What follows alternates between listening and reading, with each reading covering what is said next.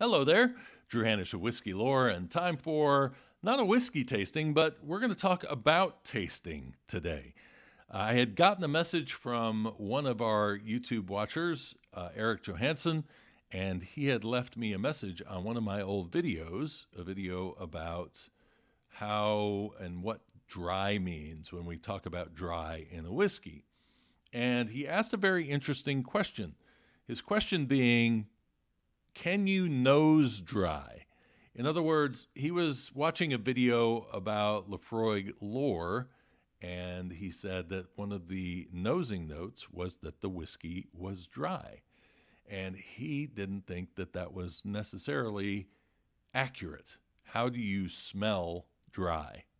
So I wanted to do a video around this because I thought I can answer him, and I did, but this really could dive into a lot of information that I think would be useful for everybody. So let's start this concept off first by talking about the idea of how we taste and smell, because we need to go back to that from the very beginning to kind of get a sense of what we're talking about here. So I did a video, I did actually a Whiskey Lore episode around the concept of taste and smell and how they're connected, how you really cannot unlink them. You can have one without the other, but it's very hard to say lose the ability to taste, but have the nosing there. They work together in your full experience. When they don't work together, that's usually because you have a stuffy nose. And if you have a stuffy nose, then of course you're not going to be smelling things. You're going to be tasting things alone. Now, the idea is that your nose and your mouth are connected through your nasopharynx. The nasopharynx, just what it does is it allows you to go beyond taste to define flavor. So when I say the nose and the mouth are working together, the idea being that the mouth is going to taste, you're going to get the basic taste. You're going to get the sweet, sour, bitter, umami, and not much more than that. I mean, just the basics are going to be there. Now, one thing I like to point out initially on any time I talk about taste and education around taste is throw the lore away about this idea that you can taste sweet on the front, bitter in the back, sour and salty on the sides, umami all over the tongue, where that's not really overly defined, where you get the umami note. The reason why I go into in my podcast episode, but basically understand that you taste all over your tongue. You may taste one sensation a little bit different in one place rather than somewhere else, but that doesn't mean everybody is the same. Everybody's mouth is a little bit different, and your taste buds are on your tongue. They're on the sides of your tongue. They're also on the roof of your mouth. They're also in your throat. So there's a lot of different places where you taste a whiskey or any kind of food. But you have to remember that your mouth is only doing tasting. It's not necessarily defining flavors. This is where your nose comes into play. So let's say that you drank some whiskey and you had a stuffy nose. And you went, oh, it tastes flat. Why does it taste flat? Well, it's because you're getting the basics, but you're not necessarily getting the definition. So what you're doing is you're maybe tasting sour. I get a sour note there. Okay, what sour note? Not really sure. Well, once those vapors start coming down through your nasopharynx, then all of a sudden you are actually breathing in some of this whiskey and you are getting a little bit of that sensation. And it's combining with those basic tastes that you're getting on your tongue. This is all happening through your nerve system going up to your brain, and you are then tasting not just sour, but now you're calling it green apple because your nose is pulling in a lot of nuance that your tongue doesn't necessarily get to. And so it's important that these two things work together to create the total package of experiencing a whiskey. So that's the basic stuff out of the way. The idea here is that I want to first have you understand that so that we can now dive into this idea of what dry is, and to show you that you can't totally disconnect your nose from what is going on your palate. And so this is going to open up the concept of dry as being something that we might be able to talk about from a nosing perspective. And let's see how we get there. The first concept of dry is the absence of sweetness. So a lot of people will use it in that way, basically saying, well, in my mind, this whiskey doesn't necessarily remind me of anything sweet. So because it doesn't, then my term is going to be dry, and then people will understand that this is not a sweet whiskey. That's fine. Now, on your nose, when you're doing nosing notes, if that is your concept, then you are probably at that point translating to somebody that you don't smell anything sweet in the whiskey. And there's nothing wrong with that. I feel like sometimes whiskey people want to be like wine people, and they want to become sort of arrogant about their tasting and nosing notes the way that wine people are. And you don't have to be. In fact, I would say that we need to keep in mind that we're all on this whiskey journey together, and that we need to help each other out as much as we can. That language is imperfect, and that we're never going to be able to translate something exactly the way we want to. So we need to try to package it up in a way, first of all, that makes sense to us. And then if we can translate that over to somebody else, they can ask questions then and be able to say, well, what do you mean by dry? What does that actually mean to you? Is it lack of sweetness, or is it something else?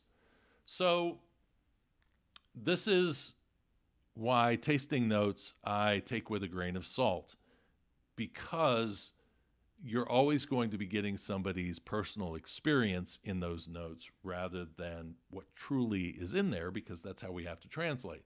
I go back to my time of tasting Maker's Mark for the first time, and for some reason I pulled a peppermint toothpaste flavor out of it, and I don't know where that came from, and I've never tasted it since then.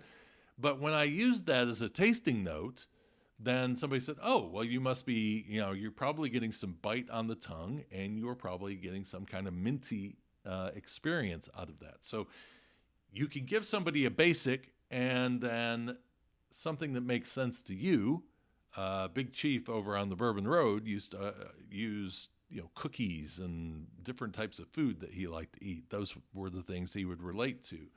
And that's good for him because he can start out, and that is a starting point to really being able to nail down, okay, well, if it's an Oreo, then what's in an Oreo? We got vanilla, we got chocolate. What's going on here in terms of where you're pulling that scent from, and what is that scent?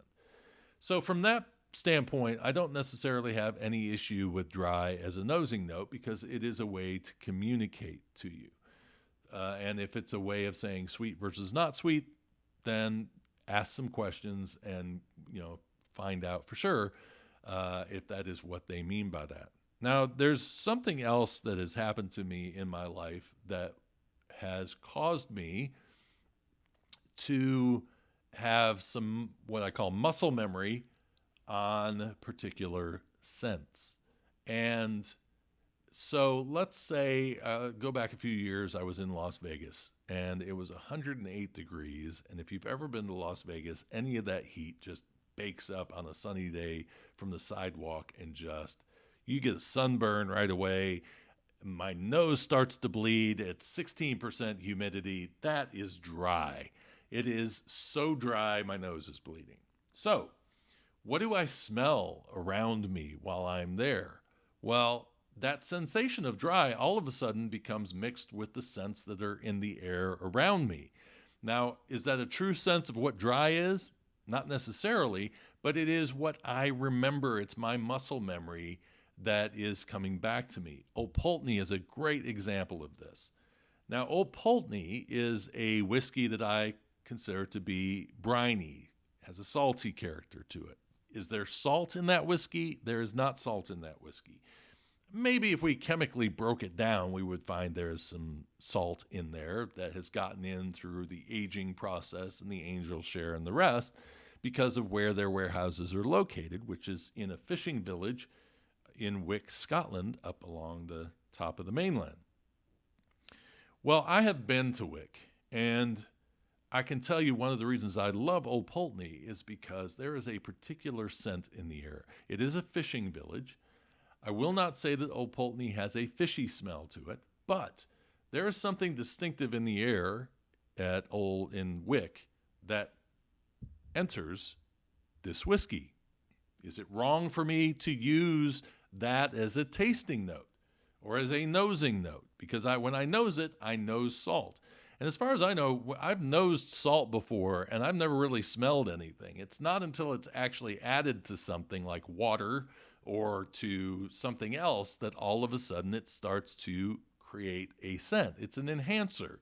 And so I don't tend to smell regular salt, but I do tend to smell things with a salty character once the salt has been added to something, same with the palate. And so because there's no salt in there necessarily, is it wrong for me to say that that is a salty whiskey? That's a muscle memory coming back to me. It's what is helping me translate this to you in terms of my experience in nosing and tasting a whiskey. And I'm thinking with Laphroaig Lore, the reason why it might be considered dry is because this idea of sipping on a whiskey that isn't sweet, or that, let's say your nose were stuffed and you were tasting it, you're probably going to get more of the umami and the brininess, but you're not necessarily going to get the sweetness. You should get a little sweetness out of it, but it just depends because Lore is a blend of different whiskeys, and so it's possible that it could change from bottle to bottle. But if it's something that you're only getting those and you're not necessarily getting some of those other notes that I pull in when I'm doing a tasting of a Laphroaig, which would be kind of the vanillas, the stuff that's coming from the Maker's Mark cask, then that's probably why you would refer to that as being a dry whiskey. And that's just, again, an experience. I'll give you another example of how your nose can sometimes pick up on what your palate has experienced. Have you ever had gator gum before? Gator gum, I don't know if they still make it. They probably haven't. I had it when I was much younger, and it's the reason I hate sour. I have just never warmed to sour, and gator gum was the thing that killed it for me. Because what it is it's this high packed in flavor of Gatorade, sour, full on, in your face, put it in my mouth, and I get this burning in my jowls. Have you ever gotten that from a sour, burning in the jowls? And it's like, what is that? Well, I can tell you that I can smell Gatorade, particular flavors of Gatorade, and my jowls will burn without me ever tasting it. And it's muscle memory. It's like it's coming through my nose. Maybe it's sort of hitting my palate because anything you nose, those vapors are going to hit your palate, mostly the back palate. But maybe it's picking up some of that scent. And so it is giving that sensation to me that's a physical sensation. So why would dry not be something that could maybe fall into that same category? Let's say you're nosing a sherried whiskey, an Oloroso sherry cask.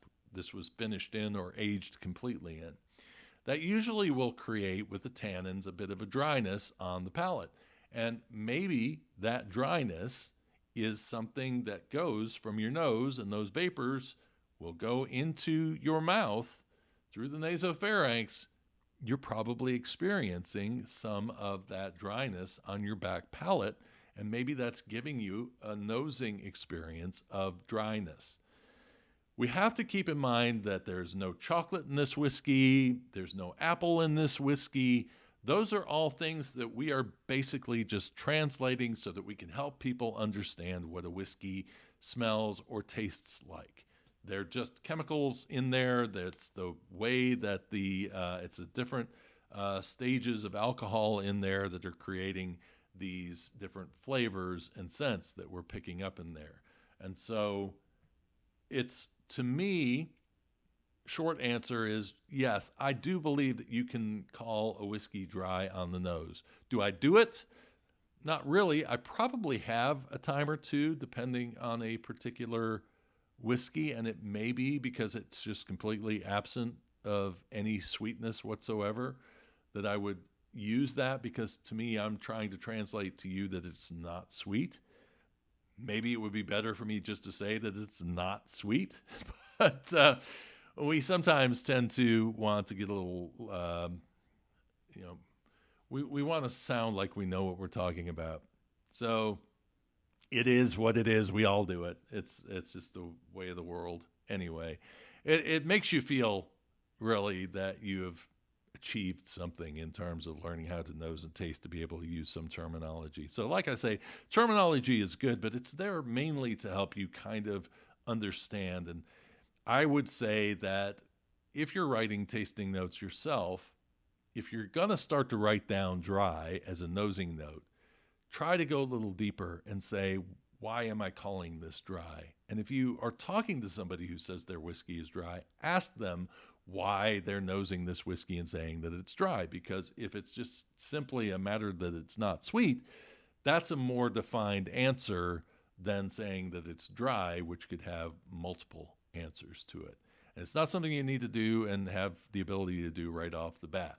This is more next level after you've been nosing and tasting whiskeys for a while, that you're going to be able to, get down to a deeper level of being able to define these things. I hope this was helpful to you. If it was, please give me a comment below, thumbs up if you enjoyed the video, subscribe if you want to watch more of these down the road, and also let me know how you're liking the audio quality now and the video. I got a new camera today. I am hoping that it's a little less fuzzy. Unfortunately, my cell phone was great for video and horrible for audio, and now I think I have the audio fixed, but the video wasn't great. So now I am hopefully in a much better situation with that. Thank you so much. I don't have a glass to cheers and Slainte with you, but hey, I'll do that on the next video. Take care. Cheers.